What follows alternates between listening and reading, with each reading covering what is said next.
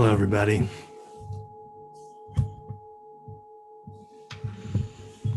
Good morning and welcome again to Friday Reflections. So nice to be here with you. Special thanks to those of you who check in early to listen to some of that guitar stuff, and that's fun.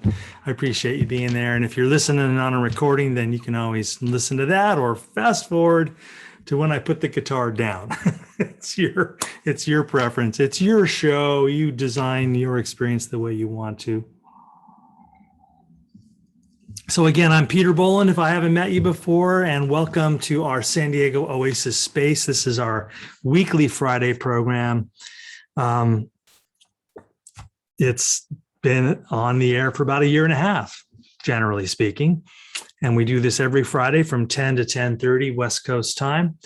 And we are so grateful to every single one of you who has made this a part of your week, of your Friday mornings, or whenever you're watching and listening. And it just means the world to us that you are willing to support this work with your presence and your financial support, your generosity and membership in Oasis. It's just a real thrill for us to build this with you. Not for you really, but with you, and your feedback and your emails and your comments and your suggestions have built so many of the programs here at Oasis. So we're so thrilled to continue our collaboration with you. So Friday Reflections, if you're brand new with us today, what is this? Well, every week we get together for a half hour and we reflect on our lives. And that means things like slow down. Think more deliberately and consciously, maybe raising questions that the rest of the week we're too busy to raise, or maybe slowing down enough to notice things that we in our busyness have failed to notice. And so it's a time of deepening, I think, a time of reverence. It certainly is for me. And I know I hear from many of you it is as well. We get a chance to stop. And instead of being a human doing, become a human being again for a half hour and think about why we do the things we do and why it matters and what matters and why does it matter. And for help, we often turn to the world's wisdom traditions and poets. Last week, we did this incredible deep dive on the Mandukya Upanishad, the shortest, but according to Shankara, most impactful, most distilled, and most potent of all the Upanishads. So we went to the Vedanta tradition last week. Sometimes we go into Judaism or Christianity or Plato or the Bhagavad Gita. And I got my Coleman Barks Rumi poetry ready to go here. We're going to read a Rumi poem to close out today. And we just pull from all these different sources across the humanities: philosophy, religion, mythology, art, poetry, literature, and our own lives. And then we draw on all of that wisdom to help us navigate the here and now. This is not a history class. We're not here to think about what people thought on the other side of the planet thousands of years ago. We think about what people said on the other side of the planet thousands of years ago, because there might be clues there as to how you and I might better navigate this moment, this never before seen context. So that's what we're always doing here at Friday Reflections. So yeah, like I said last week, we thought about a beautiful passage from the Upanishads, which was just packed with information about non-duality, the fundamental claim of Vedanta that all is one. And we're not even using the Western God word here. We're just talking about the foundational ground of being, beyond thought, beyond form, called in the literature of Hinduism, Brahman. That is what we are, the formless eternal presence that gave form to temporality and form and energy and consciousness and matter. And all of those emanations from the one retain their inseverable unity with the one. So that's the sense in which we are all one. And in plain talk, that means everything matters. Everything is sacred. And that's a pretty heady metaphysical claim, with lots of ethical ramifications. If it's true that everything is sacred, then even your enemies, even your problems need to be seen in a different light in order to get beneath the surface of the conflict and the pain down to what it is that we all share.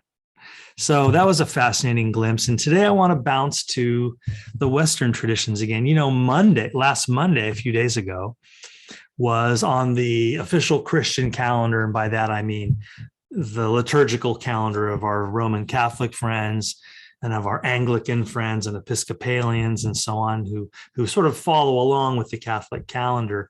Monday was the feast of Saint Francis. And I mentioned this at my full moon Sangha on Monday night, and some of you participated in that as well.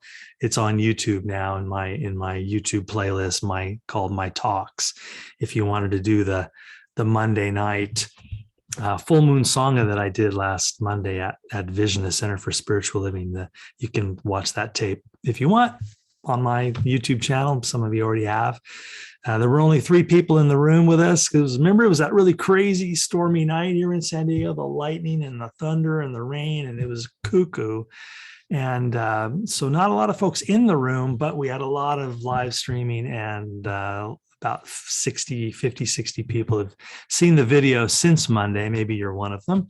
But I brought it up there because Monday was the feast of St. Francis. So why does that matter to us here?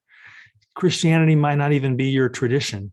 In fact, as I mentioned Monday night, you might find yourself sort of allergic to Christianity. And when you hear the word Jesus or God or Christian, you kind of turn and go the other way.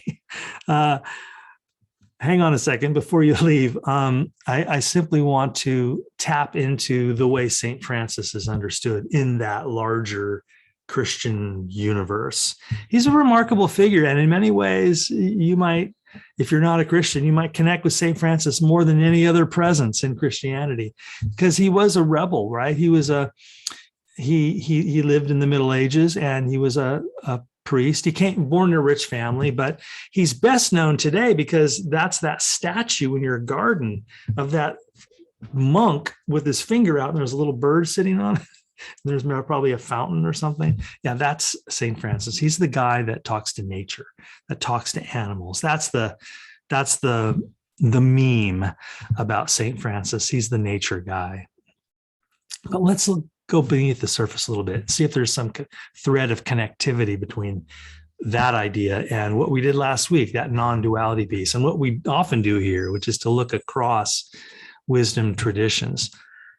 St. Francis represents, to use Richard Rohr's language, I mentioned Richard Rohr here quite a lot. He's a contemporary voice, happens to be a Franciscan. Hey, the Franciscans, named for St. Francis, have gone on to become one of the largest Christian orders in the world. And like St. Francis, they move away from attachment to material things. And so they, the vow of austerity and poverty and simplicity and service, serving the poor. And I know many of our mosques and synagogues and churches do incredible work reaching out to the homeless and to those in need, the forgotten people, the people we've sort of thrown away, people in prison, people on the street. And so that's all part of that Franciscan outreach. And it's a universal thing, Jews and Hindus and Buddhists, everybody does this, right? But I'm focusing on Francis today. And behind that, in Richard Rohr's terminology, St. Francis represents this sort of radical idea of universal incarnation. So you're familiar with the word incarnation. In traditional Christianity, that refers only to one person. That refers to Jesus. Jesus is God in the flesh, right? So that's the traditional Christian read. But it's remarkable to me, coming from outside the Christian tradition, to kind of see that there are some really powerful leadership voices in the Christian universe, like St. Francis, and centuries later, like the Franciscans and like Richard Rohr there with his Center for Action and Contemplation in Albuquerque, New Mexico. Get on his mailing list if you haven't already.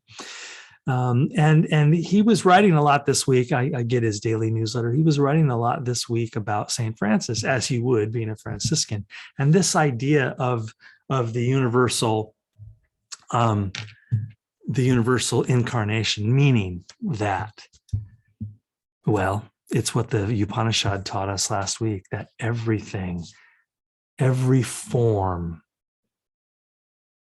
all thought, all energy, all consciousness, all matter, every sentient being, every conscious creature, every leaf on every tree, every grub, every bird, every coyote, and everyone in your family and mine, and every human being is an incarnation, is the sacred taking material form. Incarnation, carne asada, right? Meat. This meat suit that I go around in is the form that I'm in which my conscious mind and my soul and all that stuff, whatever poetic terms we use, lives in. So that's a sort of departure, isn't it, from the maybe more medieval Christian view that this is a fallen world that we must ignore and push aside in order to claw our way to heaven through our grace or our good works or our faith, or, Jesus, please rescue me from this miserable temporal realm of pain. Well, the universal incarnation idea turns that on its head. And people like Richard Rohr argue that in general terms, Christianity has misunderstood the doctrine of the incarnation. And now my ears perk up, right? Because I'm coming out of my own misspent youth on the Zen Buddhist and Vedanta and everything else side of things, and coming to Christianity kind of late and going, I recognize these voices in the mystics, in the Franciscans, in many other places. Let me share with you what Richard Rohr wrote on Monday in his newsletter, just one line or two sentences. He said, there are not sacred and profane things, places, and moments.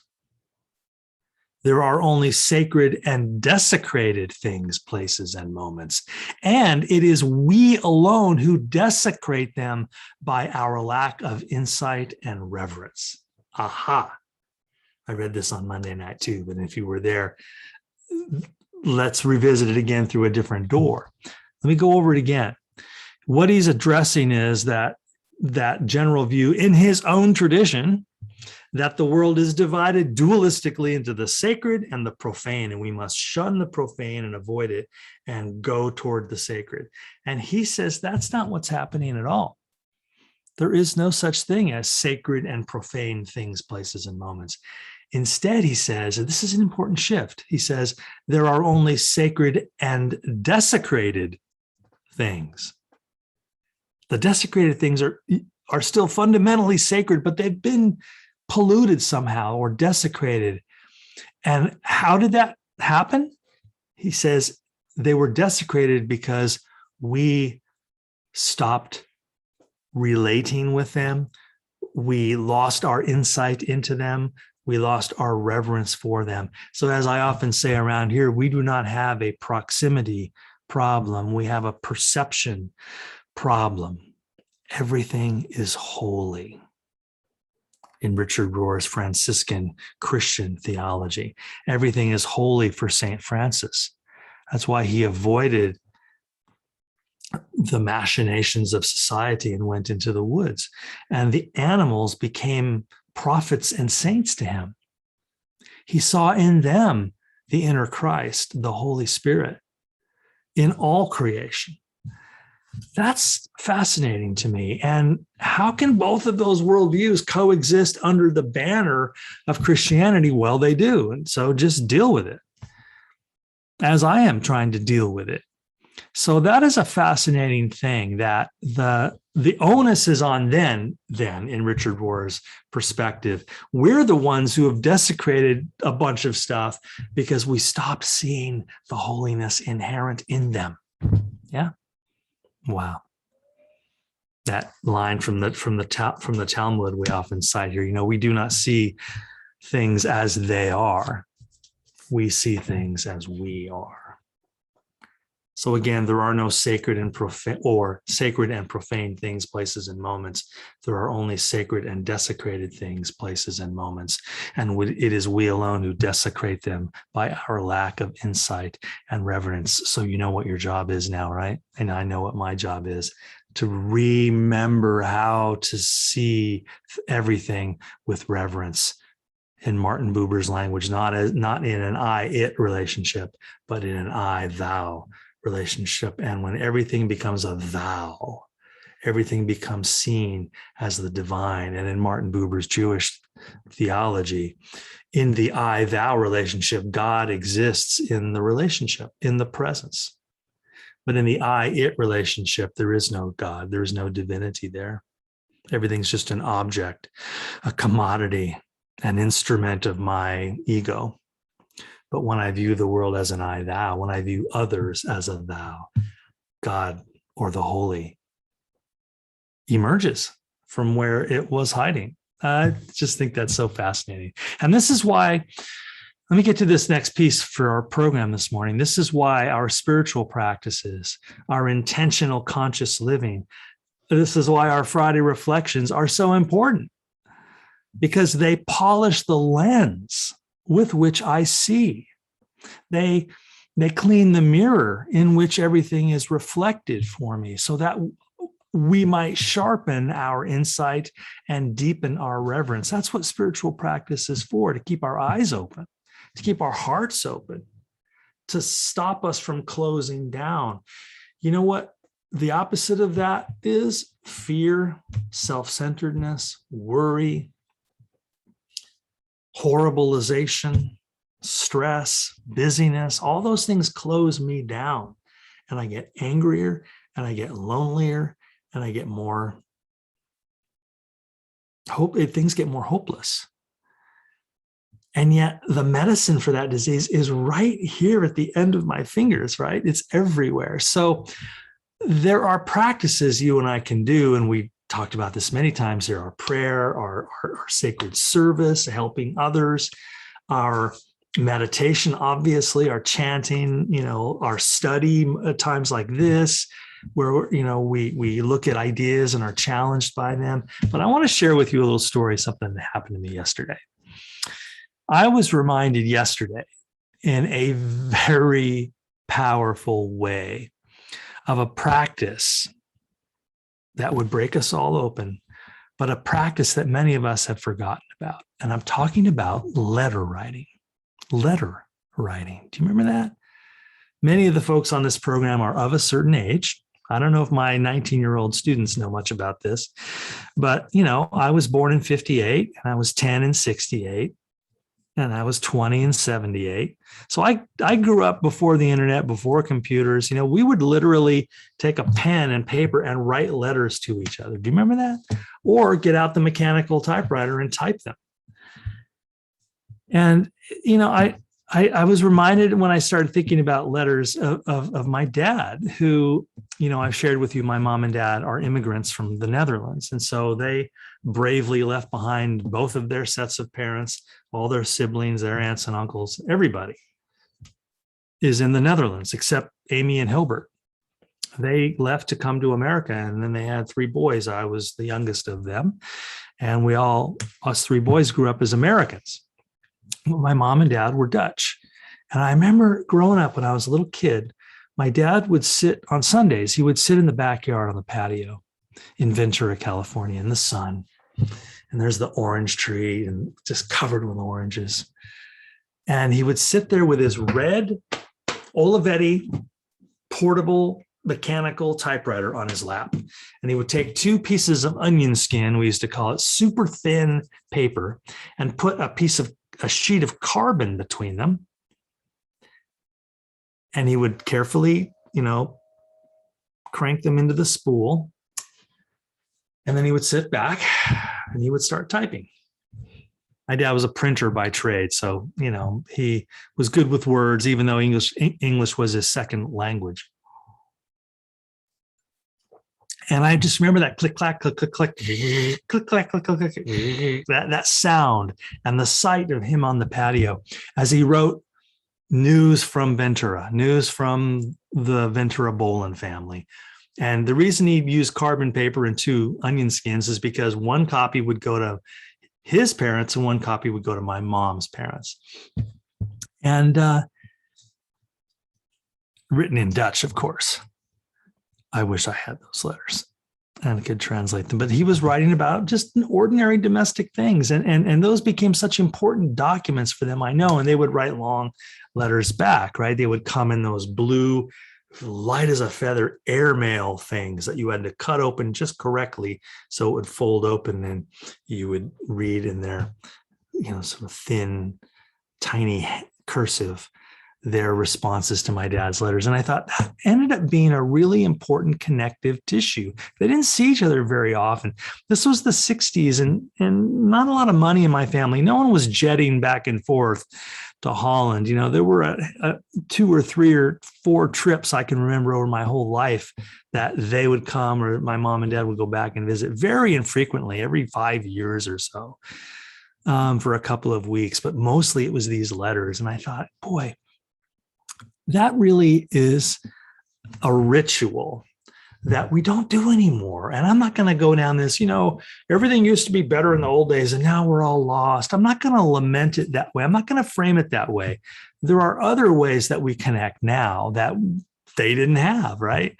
So that's another program on another day. But I just want to share with you also on a related note, maybe some of you seen my video on my YouTube channel about Confucianism and about Xu, Zhen, and Li. And I tell the story there of my grandfather, my mom's dad, Anton Vanille, and he would send me birthday presents. And let's say I'm 8 years old, and my mom would always tell me to sit down and write my dad a thank you note. And I would write him, I don't want to do it. And I'd write him a thank you note. It didn't mean anything to me, and it felt sort of fake. But years later, when I was in my 20s, when my grandfather passed away, my mom flew to Harlem and found under his bed a shoebox with all my thank you cards in it. That I didn't have a relationship with my grandfather really, except through those cards. And when my mom called me from Holland to tell me what she had found under my grandfather's bed, I was in my apartment in Isla Vista as an undergrad at UC Santa Barbara and in my early 20s. And I just went, oh, now I get it. Now I get what Confucius means, that love is something we do. It's an action. And I guess if I'm going to give you homework, and I never give people homework here at Friday Reflections, but today I am, I'm going to suggest that you write a letter. And let me share one last piece with you. This is what happened to me yesterday, to go back to my tease from a few minutes ago. This experience that I had yesterday, I got this big manila envelope. I went down to Southwestern College.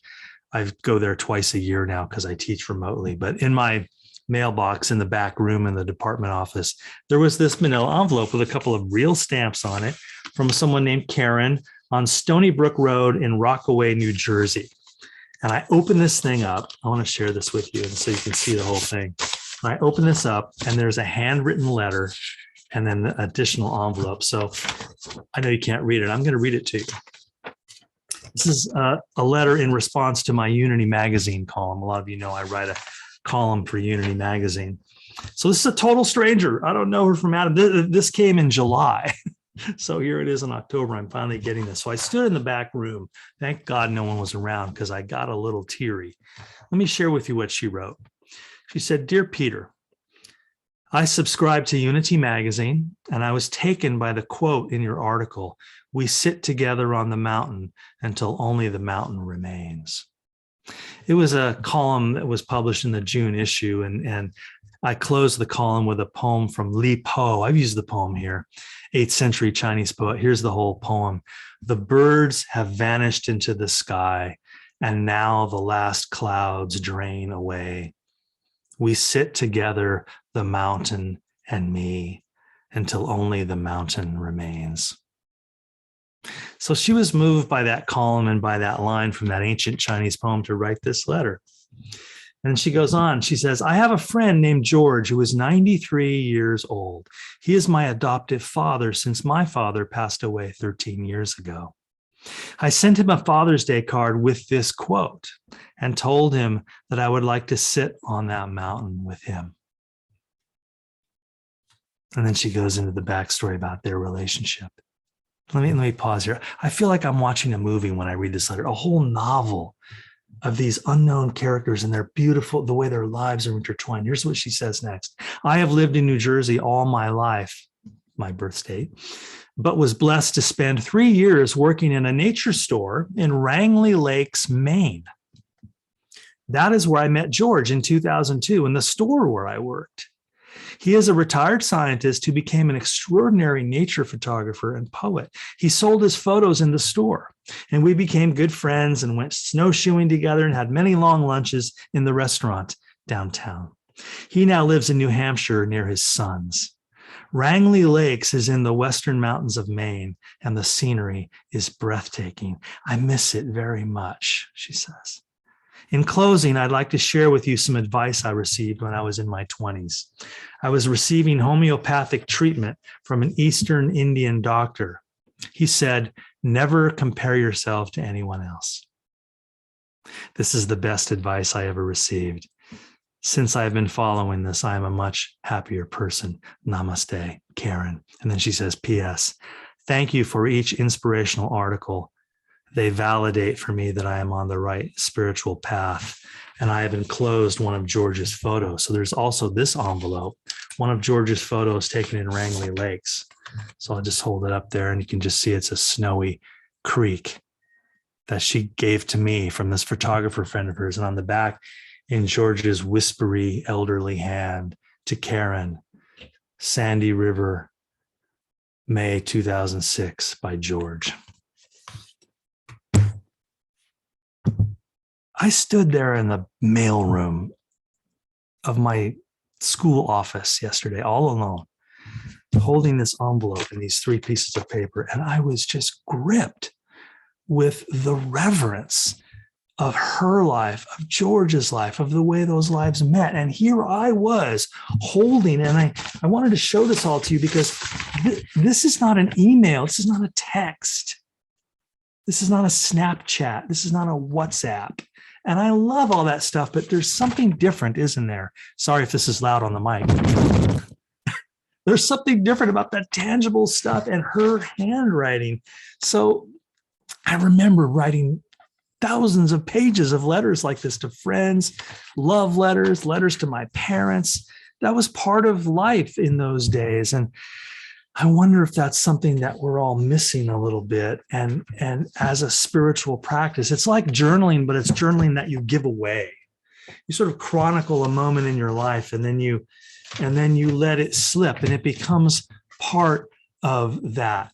Who was the poet? That was a poet called Li Po, Li, next word P-O, 8th century AD Chinese poet. Yeah, I don't have a title for that poem, but yeah. Speaking of poetry, let me wrap up here. We're a minute over, so I want to close, and I want to close with a poem from Rumi. All of his poems seem to be letters written right to me, and they probably feel that way to you too as well. So again, before I read this poem, maybe you would consider, in light of what we shared today around universal incarnation, about Saint Francis and the holiness of all things.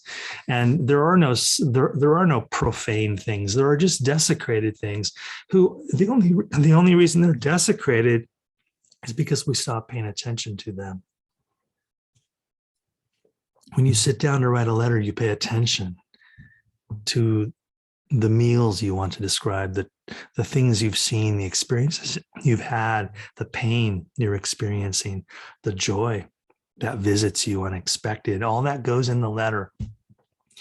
And if you want to write to someone who's deceased, do that too, and bring it to their grave or burn it in the barbecue, send it up into the heavens. But the act of writing is such a powerful practice. So I want to share with you now a poem from Rumi. We all know Rumi, R-U-M-I. This is called The Milk of Millennia. So The Milk of Millennia by Rumi. I am part of the load not rightly balanced. I drop off in the grass like the old cave sleepers to browse where I fall. For hundreds of thousands of years, I have been dust grains floating and flying in the will of the air. often forgetting ever being in that state. But in sleep, I migrate back. I bring loose from the four-branched time and space cross this waiting room. I walk into a huge pasture. I nurse the milk of millennia. Everyone does this in different ways. Knowing that conscious decisions and personal memory are much too small a place to live, every human being streams at night into the loving nowhere, or during the day in some absorbing work. Everywhere we walk, we are on a sacred pilgrimage. Every word we say is a prayer, every gesture, a sacred dance. Our whole life begins to become luminous with sacred significance if we intend that to be, and we let go enough for that sacred luminosity to become the light that lights our way and the way of our loved ones all around us. Thank you so much again for being a part of Friday Reflections. Namaste. See you on the other side.